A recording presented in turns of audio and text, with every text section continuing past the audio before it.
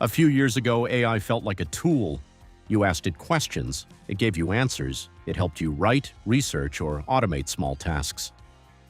But in 2026, something much bigger is happening. AI is no longer just assisting work, it's starting to do the work. And that shift, from tool to worker, could change how we work forever. Because once AI moves beyond helping and starts handling entire tasks, processes, and roles, the structure of work itself begins to change. At the center of this shift is something called AI agents. Unlike traditional software which waits for instructions, AI agents can take a goal and execute it. You don't just tell it what to do step by step. You tell it what you want, and it figures out how to get there, write a report, analyze data, manage a workflow, handle customer inquiries. Instead of assisting with each piece, AI can now manage the entire chain. And that's a fundamental difference, because when a system can handle end-to-end tasks, it starts to look less like a tool and more like a digital worker. This is already changing how companies think about productivity. In the past, output was tied to headcount. More work required more people. But now, a single person with the right AI systems can do the work of multiple roles, not by working harder, but by orchestrating systems that do the work alongside them. That changes the math. It means businesses can scale output without scaling teams in the same way. And that has huge implications. Another major shift is happening in how tasks are structured. Jobs used to be made up of many small, repeatable tasks: data entry, scheduling, basic analysis, customer responses. These tasks are now increasingly handled by AI, which means the human role starts to move up the chain. Less execution, more oversight, decision-making, and strategy.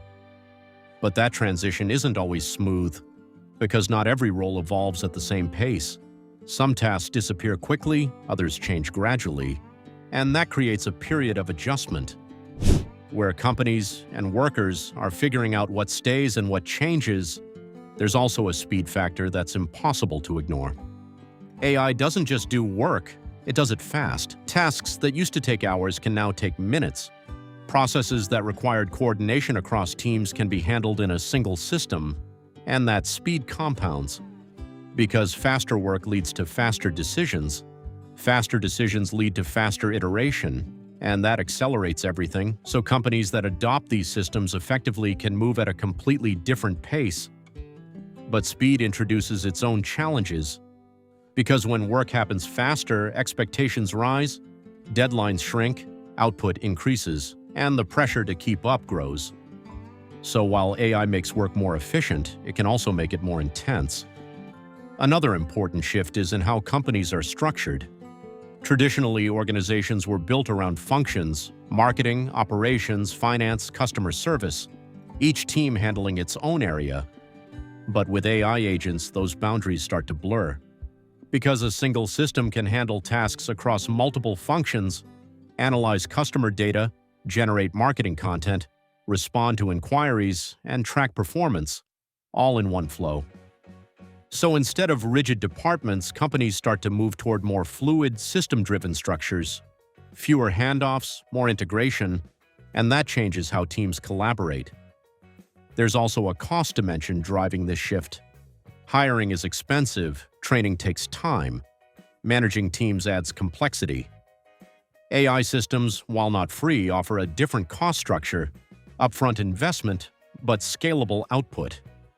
So businesses are increasingly asking, where do we need people, and where can systems handle the work? And that question is being asked at every level.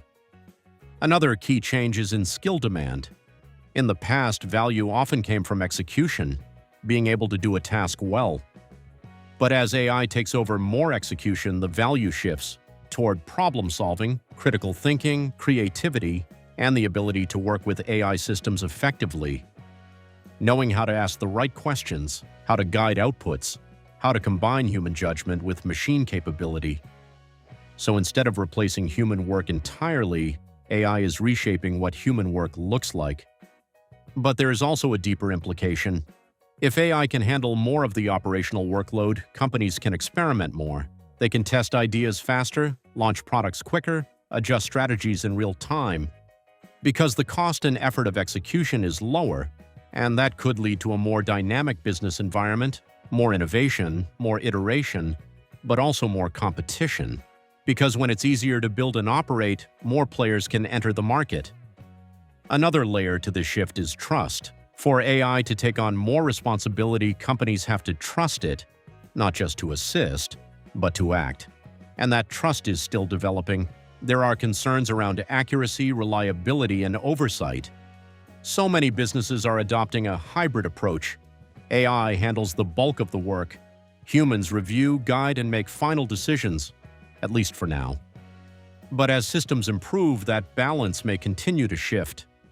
What makes this moment so important is that it's not just about efficiency, it's about redefining roles, redefining workflows, redefining what it means to work.